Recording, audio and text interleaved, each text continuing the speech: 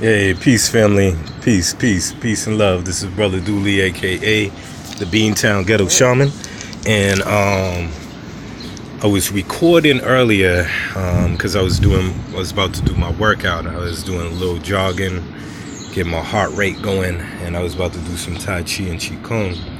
And so I was at the park, and I was like, let me do this video about the Bufo, about the toad medicine. And I didn't have enough of juice on my phone, so my phone died on me in the middle of my conversation, my build. So it's I apologize for it for those who were listening earlier that it got cut off on y'all like that, but and also too, I apologize. I'm kind of new to a lot of this technology stuff, with even being live on Facebook and all that. So I'm kind of old school when it comes to the technology. It's like I'm still in the Stone Age. But so when all these comments started coming up, I was like, "What? I can't see my face here. What I'm saying or whatever." So that's why it was throwing me off, and I was saying, "People, oh, okay, I'll just." Answer the comments or whatever afterwards. But you know what? Continue with the comments. I'm not going to. I don't need to look at my daggone self to do this video or whatever. So if the comments come up, I'll try my best to answer them to the best of my ability. But I had a comment that I read already, and the guy, one person wanted to watch the video, and he was expecting it just to be totally about the Bufo, the 5 MEO DMT, which I'm sometimes very long-winded. So I started talking about a lot of other things, such as I was going into talking about supernatural powers, or in India, what they call cities, and how this is a birthright, a natural birthright with all of us. And I was kind of going into the different ages that we was living in and stuff. I was eventually going to go to the Bufo, but sometimes I can go all over the place sometimes. And I was giving some people some references on some books and stuff. And I do these things because, especially about the supernatural powers, because a lot of things with the teaching plants and the fungi, the ethogens, the psychedelics, I've had very profound spiritual experience, supernatural experiences off these teaching plants and fungi when I was just in meditation and doing things, and having these experiences while taking these teaching plants and fungi as well. And I just think it's important that people out there know that we have power within us, that we don't have to be a victim of any particular type of system or matrix, and that we can make change. So that's always been my message to the people. And it's a message that I hold dearly because of my own personal experiences that I've had over the years with such phenomena. All right. So I'm going to take a little Rapeh here, or Happy. Happy is shamanic snuff medicine. It's a combination of natural tobacco and certain herbs, tree ash, different things. Very strong. I find very strong Happy. Or Rapeh comes out of Brazil, very much so. And I've had different type of Rapehs, but most very strongest ones I've had is come out of Brazil. So I'm gonna do a little this Rapeh or Happy right now to put myself in this natural meditation that I love being in. And the Happy or the Rapeh is a very masculine medicine. When you deal with tobacco, when you deal with original tobacco, it's masculine. It's a masculine plant, and it works very well if you have a combination with a feminine plant. So if you do some Happy or some Rapeh with some marijuana or Mary Jane, she's a female plant. Has a female essence weed. Also ayahuasca, female. So a lot of times, a lot of ayahuasca ceremonies start with Rapeh, and then they take the ayahuasca. So this is my own little Happy pipe right here.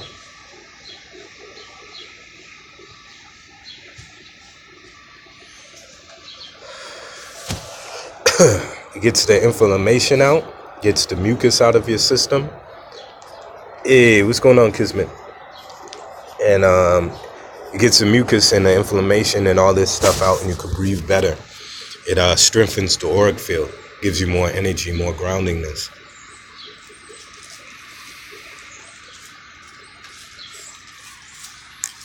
Rapeh. So I'm going to start right on the subject because the last video I was attempting to get to the subject, but sometimes I get a little long-winded. So I'm going to go right into the ceremony and what that entailed. So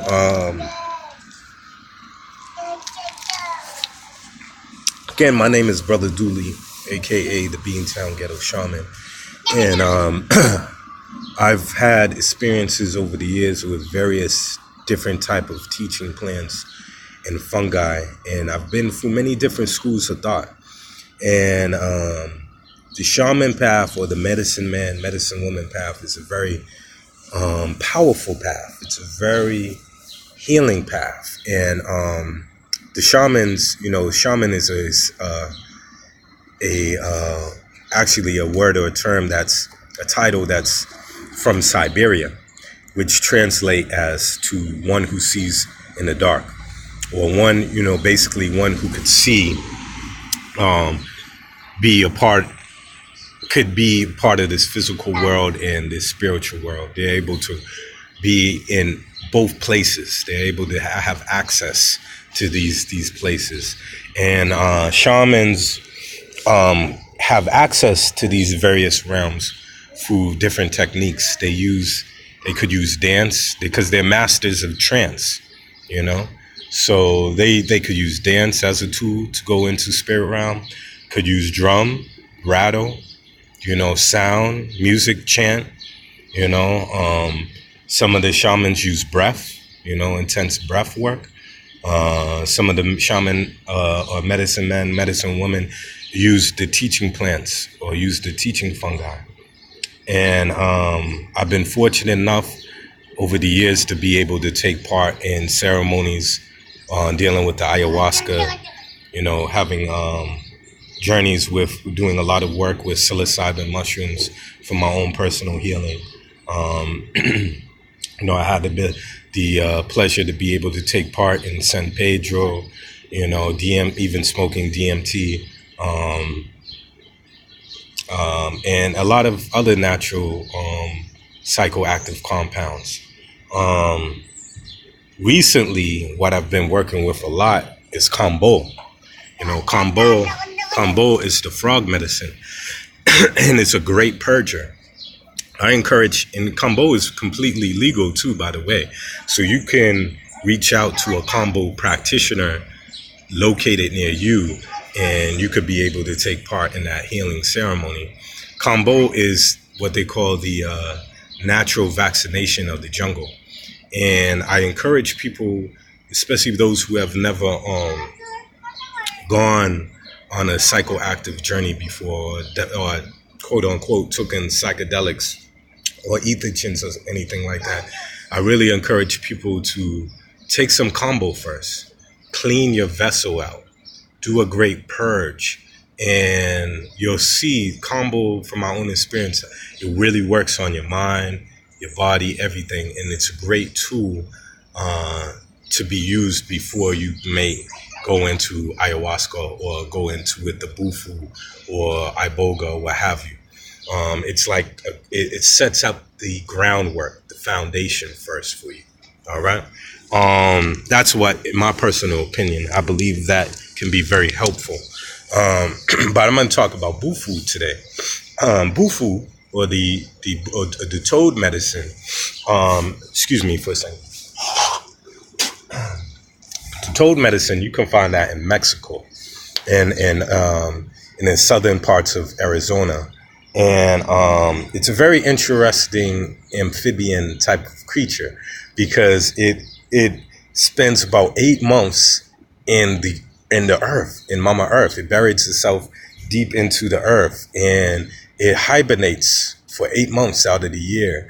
4 months when they come out, it comes out and does its thing. you know. So it reminds me of that whole if those out there who never heard of dark room therapy, where even you have a lot of people in the past that would naturally activate the DMT within a person through long periods of being in total darkness. Um, there's been studies to show when a person's in total darkness, there's that secretion that comes out of your pineal gland. So that's why you have the yogis, even in the Far East, they do retreats in the dark for long periods of time. Hold on one second. Daddy, I even learned that. One second. I even learned that through. Oh, go check on him, okay? I even learned that even through the Freemasons that they use the teaching plants. They use what they call the acacia root and Syrian root. You know, when we think of the Middle Eastern ayahuasca or the Middle Eastern type of DMT, there's the combination of Syrian root and the acacia tree. You know, and there's so many references to the acacia throughout the Bible. You know, they talk about the acacia tree with the burning bush of Moses. They talk about the acacia with, being considered to be the so-called wood of the cross that Christ carried. They talk about the acacia. When you look at the Masonic symbols, they have the G and the compass, right? But above the compass, they have the acacia tree there, you know, and that's the same thing you see even within those who deal with the Masonic type of teachings. That's even in their initiation rituals with Hiram Abiff, and you know, the architect of King Solomon's temple. You know, when the three ruffians, killed him. They killed him and buried him in an unmarked grave.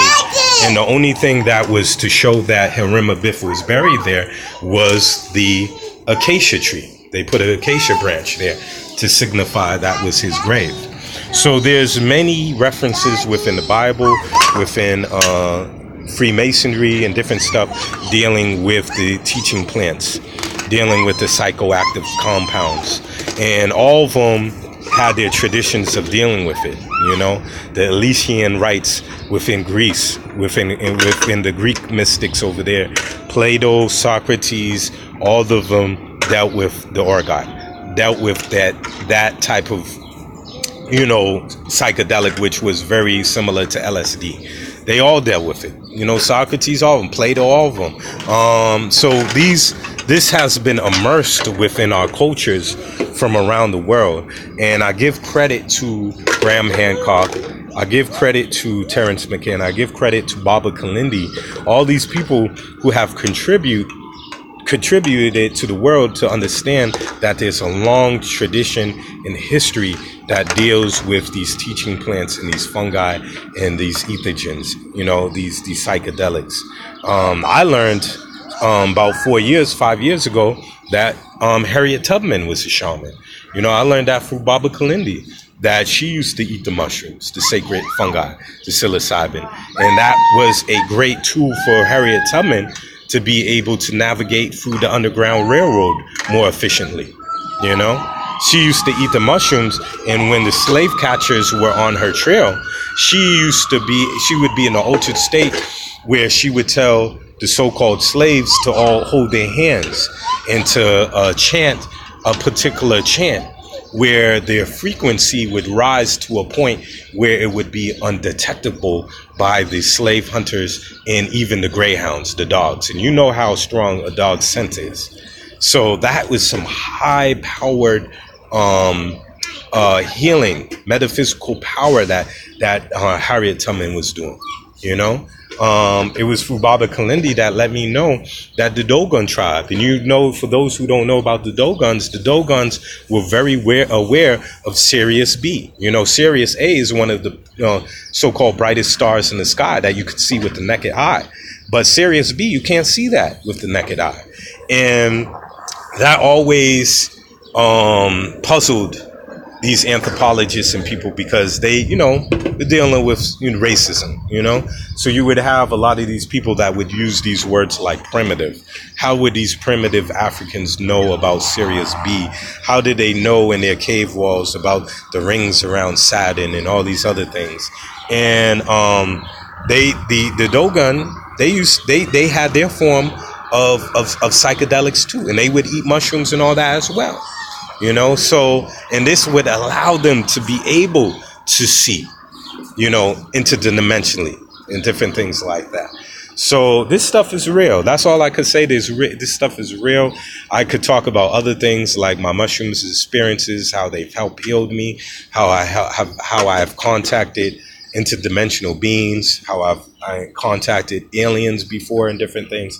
But I'll leave that for another video. But I was really wanted to focus on the Bufo and how much I appreciated my experience with it and how enlightening of an experience it was. But keep on searching out there, y'all. Keep on investigating. Keep on learning about these different things. Do your research. And when you do take part in these ceremonies or these sacred medicines, don't step to it with respect. Step to it with honor, and step with it with your intention of what you want from it. Because when you step to it with honor, you'll see it work for you much more stronger. You'll see the people that have bad trips and things like that, usually is people that sometimes step to it with a level of disrespect. Some of these people that go and say, oh, I just want to get hippie trippy or get fucked up. Don't get me wrong. Especially mushrooms, you have a fun time. You could have some giggly nights. And there's nothing wrong with having fun.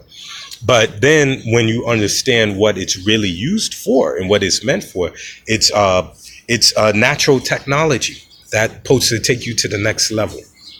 So thank you for listening. Thank you for taking your time to watch this video. I really appreciate you. Take care of yourself and bless. Peace. Bliss. Take care.